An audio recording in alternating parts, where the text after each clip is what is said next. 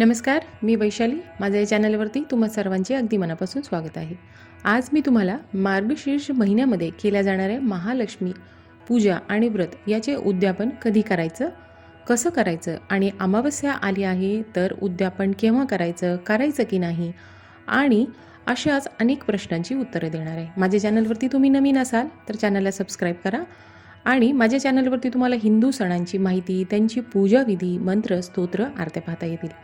आणि याचसोबत आणखीन एक प्रश्न सध्या विचारला जातो की उद्यापनाच्या दिवशी जर सुवासिनी स्त्रिया नाही भेटल्या तर काय करावं. तर याबद्दलही तुम्हाला मी संपूर्ण माहिती देणार आहे. व्हिडिओ शेवटपर्यंत बघा आणि आवडला तर लाईक, शेअर, सबस्क्राईब करायला विसरू नका. चला तर मग आपण व्हिडिओला सुरुवात करूया. मराठी वर्षामधील 9वा महिना म्हणजे मार्गशीर्ष. मार्गशीर्ष महिन्यातील प्रत्येक गुरुवार हा सवाष्णी महिलांसाठी विशेष असतो.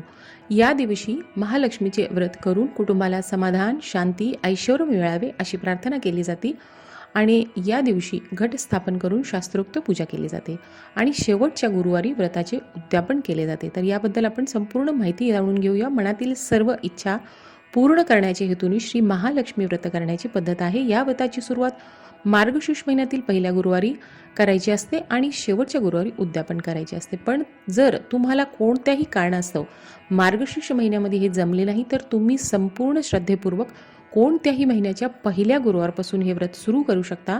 पण उद्यापन तुम्हाला मार्गशीर्ष महिन्याच्या शेवटच्या गुरुवारीच करायचे आहे.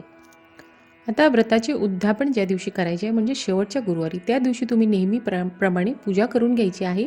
संध्याकाळी तुम्हाला पूजा आरती संपन्न झाल्यानंतर 7 किंवा 5 तुम्हाला शक्य असेल तर कुमारिकांना किंवा सवाष्णी स्त्रींना घरी बोलून त्यांच्यामध्ये महालक्ष्मी स्वरूप, त्यांना महालक्ष्मी स्वरूप समजून त्यांना तुम्ही हळदी कुंकू लावायचे आहे. मनोभावे नमस्कार करून तुम्हाला त्यांना महालक्ष्मी व्रतकथेची, पोथीची म्हणजे हे जो पुस्तक आहे जे आपण वाचन करतो त्याची एक पुस्तकाची प्रती तुम्हाला द्यायची आहे. जर पुरुष हे व्रत करत असतील तर त्यांनी स्त्री किंवा कुमारिकांच्या हातावर हळदी कुंकू द्यायचे आहे आणि त्यांना महालक्ष्मी स्वरूप समजून मनोभावे नमस्कार करायचा आहे.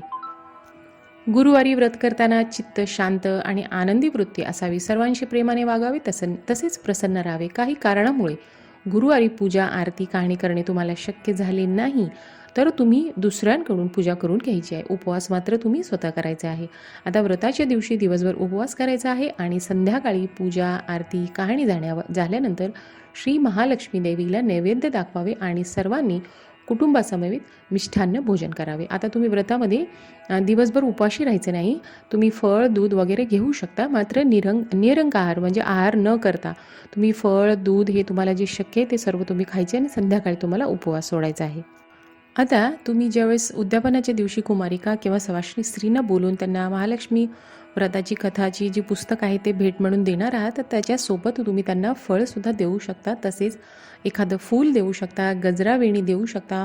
त्याच्यासोबत तुमची इच्छा असेल तर तुम्ही काय मनातली इच्छा पूर्ण होण्यासाठी हे व्रत केले असेल ते पूर्ण झाले तर तुम्ही सवाष्णी स्त्रींना भेटवस्तू देऊ शकता, त्यांची ओटी भरू शकता, त्यांना दूध किंवा तुम्हाला शक्य असेल तर तुम्ही त्यांना सुवासिनी स्त्रींना भोजनसुद्धा देऊ शकता. अशा पद्धतीने सुद्धा तुम्ही उद्यापन करू शकता. सर्वात मोठा प्रश्न असा निर्माण झाला आहे की जर अमावस्या असेल शेवटच्या मार्गशीर्ष गुरुवार महिन्यातल्या शेवटच्या गुरुवारी तर उद्यापन करायचं का नाही. तर अमावस्या जरी असली तर तुम्ही संध्याकाळी तुमची संपूर्ण पूजा झाल्यानंतर तुम्ही सवाष्णी स्त्रींना बोलवून हळदी कुंकू लावून उद्यापन करायला काहीच हरकत नाही. यात वाईट होण्यासारखे काहीच नाही. असे अनेक प्रश्न महिलांच्या मनामध्ये उत्पन्न होतात की अमावस्या असेल तर उद्यापन करायचं आहे का नाही. गेल्या 2-3 वर्षापासून मार्गशीर्ष गुरुवारी महालक्ष्मी व्रताचे जे उद्यापन आहे ते अमावस्याच्या दिवशीच नेमके होत आहेत. सर्व महिलांना हा प्रश्न पडतो की अमावस्या आहे तर तुम्ही उद्यापन करायचं आहे का नाही. तर एक लक्षात घ्या की दिवाळीतील लक्ष्मीपूजन हे अमावस्यालाच असते व लक्ष्मीपूजनाची वेळ ही अमावस्या काळातच असते. तर त्यामुळे या दिवशी तुम्ही उद्यापन अगदी मनात काहीही न शंका आणता अगदी भक्तिभावाने तुम्हाला उद्यापन करायचं आहे. आता तुमच्या लक्षात आलंच असेल की उद्यापन आपल्याला मार्गशीर्ष महिन्यातील जे महालक्ष्मी व्रताचं जो उद्यापन आहे ते आपल्याला मार्गशीर्ष महिन्याच्या शेवटच्या गुरुवारी, मग तो 4था गुरुवार असेल किंवा 5वा गुरुवार, 5व्या गुरुवारी अमावस्या जरी आली असेल तर तुम्हाला 5व्या गुरुवारीच उद्यापन करायचं आहे. आता मैत्रिणीनो, मला तुम्हाला एक सर्वात महत्त्वाची गोष्ट अशी सांगायची आहे, की उद्यापनाच्या ज्या पद्धती मी तुम्हाला सांगत आहे, की ज्यावेळेस तुम्हाला कुमारिका किंवा सवाष्णी स्त्री उद्यापनासाठी बोलावणं शक्य नसेल, तर आता मी जे तुम्हाला उपाय सांगितलेत, हे केव्हा करायचे, की ज्यावेळेस तुम्ही आता मार्गशीर्ष जे गुरुवार आहेत, ते सतत माझ्यासारख्या अनेक महिला वर्षानुवर्ष हे प्रत्येक वर्षी करत असतात.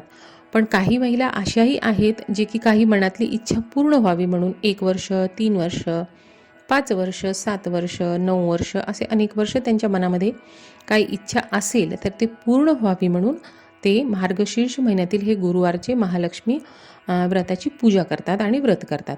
पण त्या परिस्थितीमध्ये आता तुम्ही काही मनातली इच्छा पूर्ण व्हावी म्हणून जर 3 वर्ष, 5 वर्ष, 1 वर्ष जेवढीही तुम्ही मनात ठरवून संकल्प करून ही पूजा केली असेल, व्रत केले असेल, तर समजा यावर्षी तुम्ही 3 वर्ष म्हणल्या, तर यावर्षी जर तुम्हाला 3रं वर्ष असेल, म्हणजे जेवढ्या वर्षाचा तुम्ही विचार केला आहे की मी एवढ्या वर्ष माझी इच्छा पूर्ण झाली आहे किंवा व्हावी म्हणून तुम्ही पूजा करत आहात, तर शेवटचं जर वर्ष असेल, तुम्ही 3 वर्षासाठी म्हणला तर 3रं असेल, 5 वर्षासाठी म्हणला तर हे तुमचं 5वं वर्ष असेल, किंवा तुम्ही 1च वर्ष करणार असाल आणि तुम्ही याच वर्षी त्याचं उद्यापन करणार असाल, तर त्यावेळेस मात्र तुम्हाला सवाष्णी स्त्रियांना बोलवून त्यांचं हळदी कुंकू लावून, पुस्तक देऊन, फळ देऊन या पद्धतीनेच उद्यापन करायचं आहे.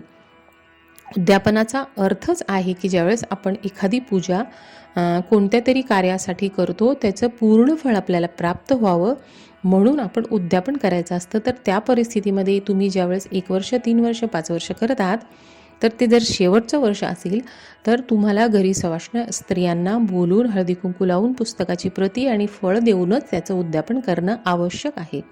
आता कधी अशी परिस्थिती निर्माण होते की दरवर्षीप्रमाणे आपण करत असतो, पण कधीतरी असं होतं की आपल्या घरामध्ये काही अडचण असेल किंवा इतर काही परिस्थिती निर्माण झाल्या असतील आणि आपल्याला घरी बोलवता येत नसतील, तर त्यावेळेस मात्र मी तुम्हाला आता या ज्या पद्धती सांगितल्या आहेत, यापैकी तुम्ही एक उपाय करून उद्यापनाला म्हणजे उद्यापन करू नये असं न करता असे साध्या सोप्या पद्धतीने आपल्या सोयीनुसार या मी जे सांगितले आहेत या पद्धतीने तुम्ही कधीतरी एखाद्या वेळेस असं उद्यापन करू शकता. पण तुम्ही काही इच्छा पूर्ण व्हावी म्हणून तुमचं शेवटचं वर्ष असेल तर त्यावेळेस मात्र तुम्ही असं उद्यापन करायचं नाही. तुम्हाला घरी सवाष्णी स्त्रियांना बोलवायचं आहे आणि व्यवस्थितरित्या पारंपरिक रीतीने शास्त्रोक्त पद्धतीने उद्यापन करायचं आहे.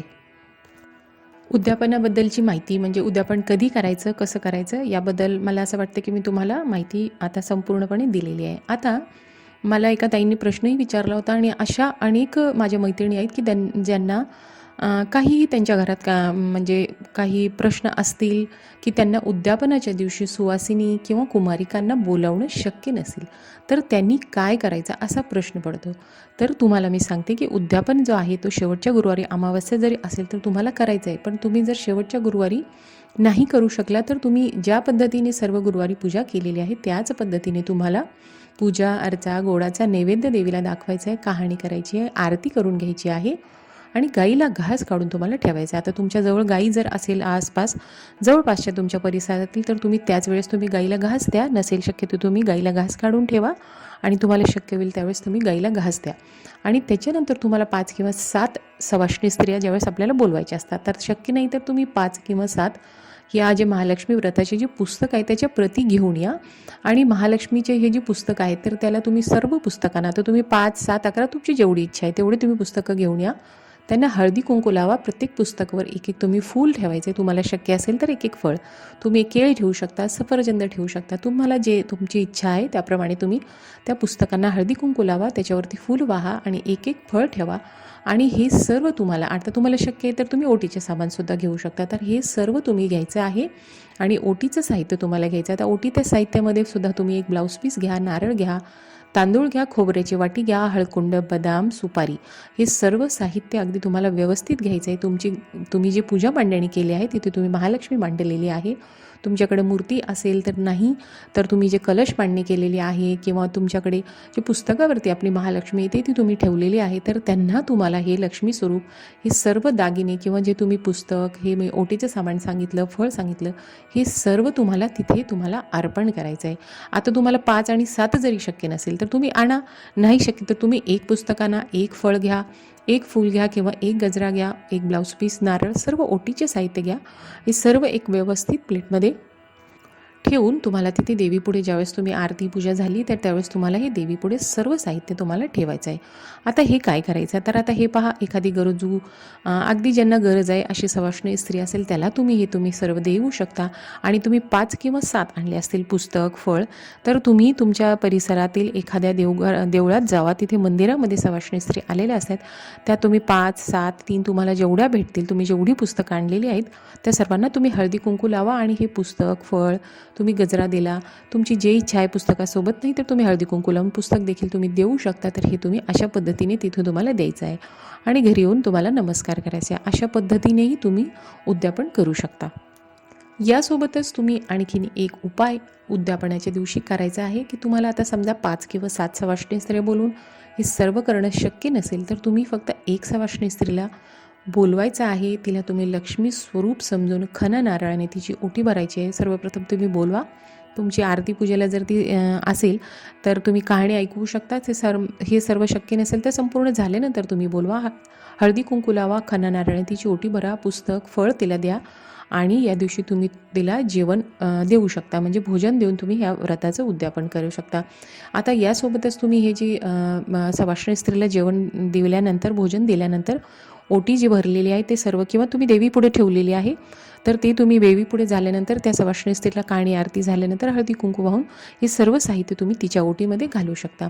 आता हे सगळं झाल्यानंतर आणखीन एक उपाय तुम्हाला सांगते की हे यासोबतच तुम्ही हे जे सर्व साहित्य, आता मी तुम्हाला जसं सांगितलं की ज्यांना शक्य नाही त्यांनी सर्व पुस्तक फळ गजरा वेणी फूल काय असेल, देवीची ओटी, नारळ किंवा ब्लाऊज पीस, हे सर्व जे साहित्य आहे हे सर्व तिथे देवीपुढे तुम्ही मांडले. त्याच्यानंतर आता त्या दिवशी शक्य झाले तर पूजा आरती संपूर्ण झाल्यानंतर तुम्ही एखाद्या ब्राह्मणाला तुम्ही हे सर्व साहित्य त्याच्यासोबत शिधा वस्त्र दक्षिणा देऊन त्यांचा आशीर्वाद घ्यायला हे सर्व साहित्य द्या आणि त्यांचा आशीर्वाद घेऊन नमस्कार करून तुम्ही अशा पद्धतीने देखील उद्यापन करू शकता. तर मैत्रिणींनो, मार्गशीर्ष महिन्यामधील हे महालक्ष्मी व्रताचे जे उद्यापन आहे याची पूजाविधीचा व्हिडिओ, आरती आणि महालक्ष्मीची जी कथा आहे याचे संपूर्ण व्हिडिओ मी माझ्या चॅनलवरती टाकलेले, तुम्ही पहा. आणि माझ्या व्हिडिओतली माहिती तुम्हाला आवडली तर सबस्क्राईब नक्की करा. धन्यवाद.